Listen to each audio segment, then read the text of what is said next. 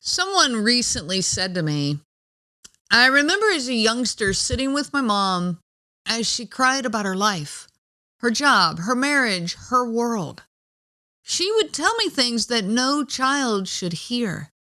Things I didn't understand, it just made me feel bad. Welcome to the Covert Narcissism Podcast. I'm your host, Renee Swanson. I am not a therapist, and you are not a victim. Things like how unhappy she was, and how she wished she'd made different life choices, how she wished that things were different. Now, I didn't know how to handle this. I didn't know how to process this stuff, but I felt responsible for making her feel better. Have you ever found yourself parenting the parent? This episode today is about exploring the complexities of covert narcissism and the journey toward healing. Today's episode is dedicated to adult children of covert narcissistic parents. Your experiences matter, and together we will unpack these dynamics, share stories, and discuss how to move forward. Today we're diving into the topic of parentification. Now, this term might sound clinical, and it describes a deeply emotional and often invisible experience. Parentification occurs when a child is parenting the parent.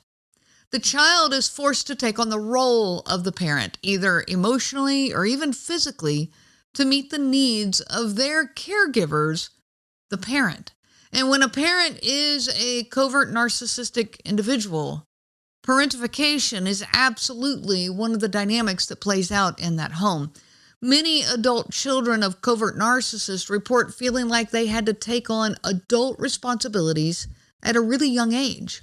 Maybe they became the emotional support system for the parent, or they had to be their scheduler, to make sure that they remembered where they were supposed to be, kind of like being their calendar or their alarm clock to get them up in the morning.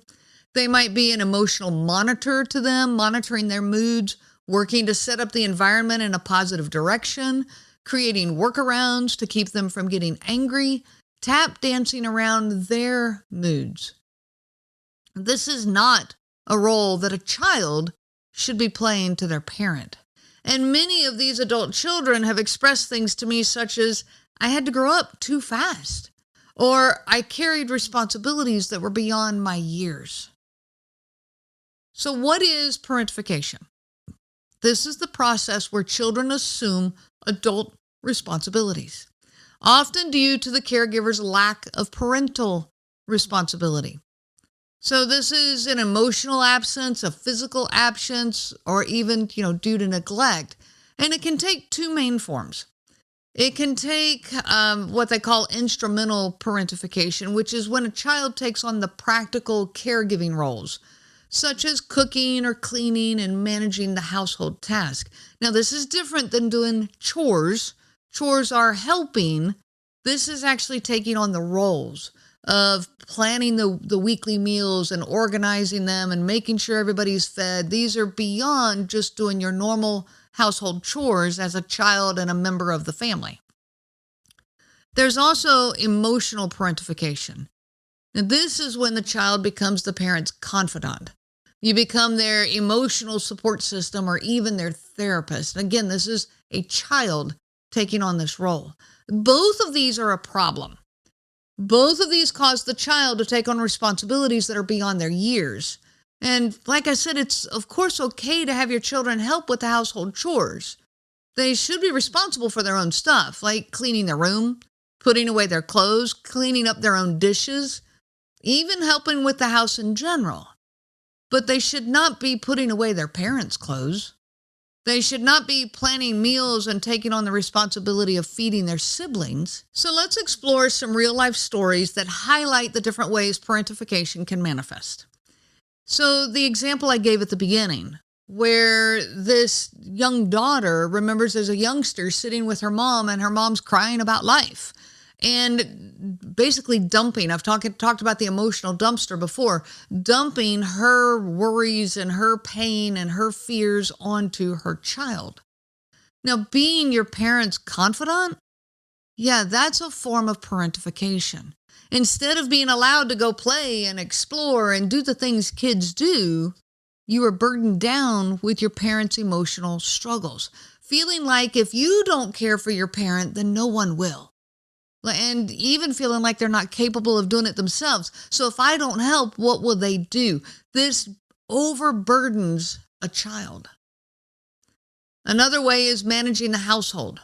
Cooking dinner every night, making sure everyone gets their homework done, cleaning the house, maybe even taking care of mom and dad while they're passed out on the floor. Okay, maybe they fell asleep because they were drinking. Maybe they fell asleep because they're exhausted from work.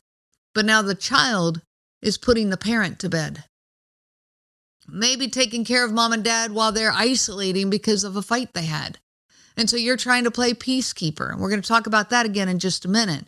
But you're getting the siblings to bed and all tucked in because mom and dad can't handle life. So you practically are raising your younger siblings, realizing so many years later what you missed out on, which was your childhood. Now let's go back to keeping the peace.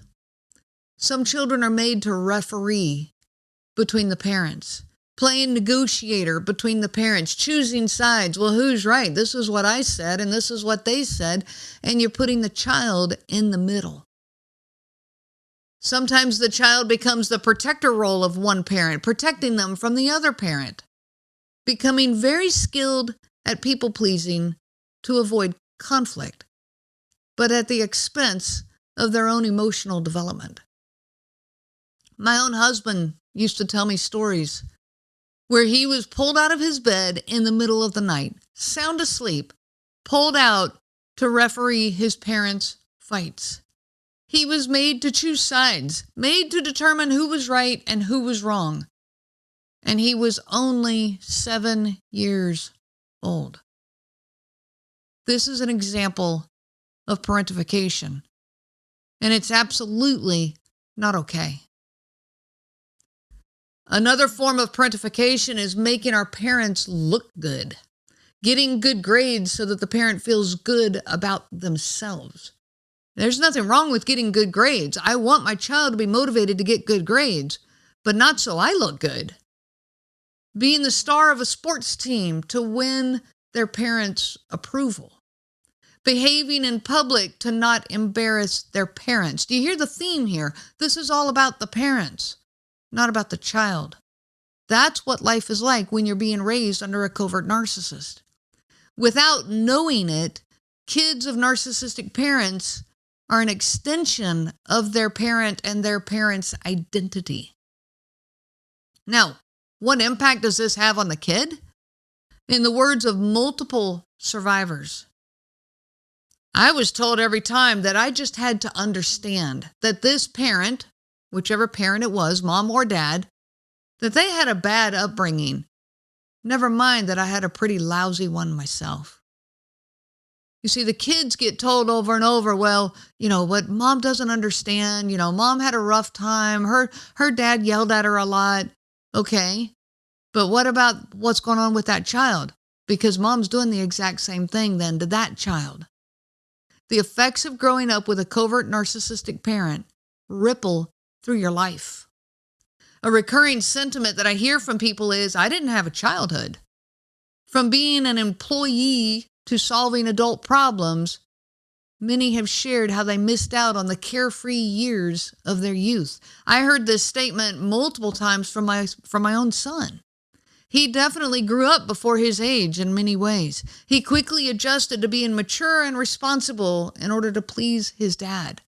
Now, he excelled academically and physically through all of his childhood, and he told me years later, Mom, you want to know why I always did so well? I said, sure. He said, because that way Dad would actually be proud of me.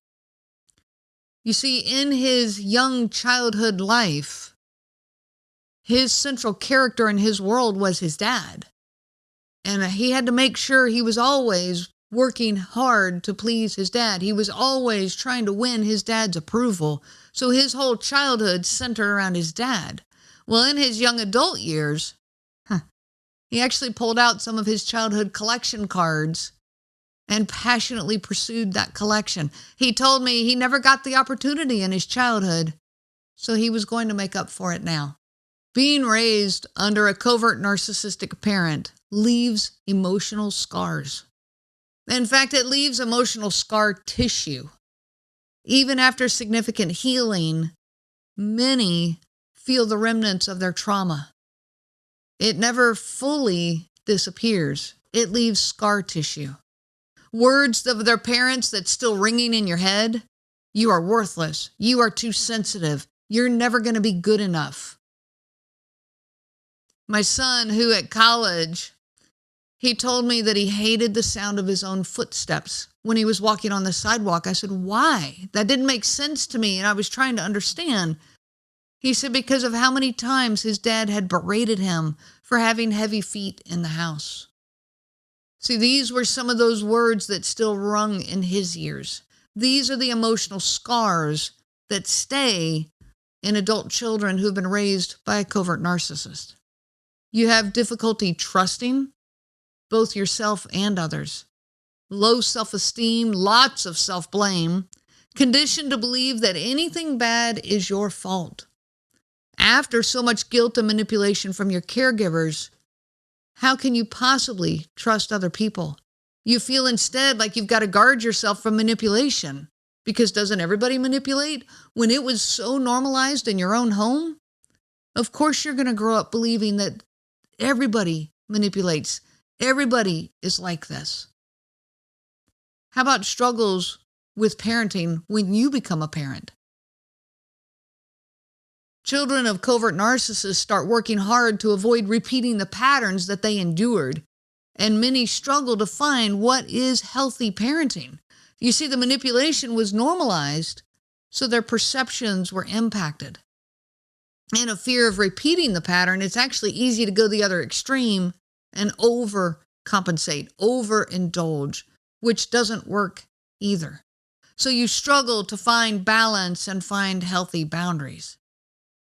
The last one I'm going to mention is the loss of relationship with the non-toxic family members. This is another impact that covert narcissism has on a family unit. I hear from so many that when they stay in a toxic marriage, once the kids turn 18, they don't come home anymore. I've heard people say, if I had not left this marriage, my kids would never have come around. I would have lost my relationship with my own children.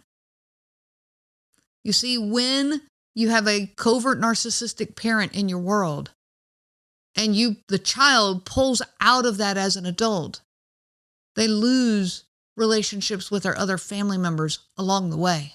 Kind of collateral damage. Now, while I cannot relate to having a narcissistic parent myself, I can relate in that I watched my children go through this. I watched the struggles, the pain, the burdens they carried, and the frustrations. And now I watch and participate in life with them as they heal, learn, grow, and move forward in their own relationships. It is so incredibly painful to have that front row seat in their world.